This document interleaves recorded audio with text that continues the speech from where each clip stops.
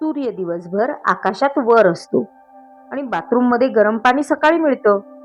नक्की solar heater मध्ये असं काय मॅजिक होतं? Sun plus science is equals to perfect hot water combo. अशाच एव्हरीडे टेक लॉजिकसाठी लॉजिकलीला युट्यूब आणि इंस्टाग्रामवर फॉलो करा. सोलर वॉटर हीटर मध्ये असतो एक सोलर कलेक्टर. हा कलेक्टर सूर्याचे हीट खूप फास्ट ऍब्झॉर्ब करतो. कलेक्टर मधून ब्लॅक कोटेड पाईप जातात.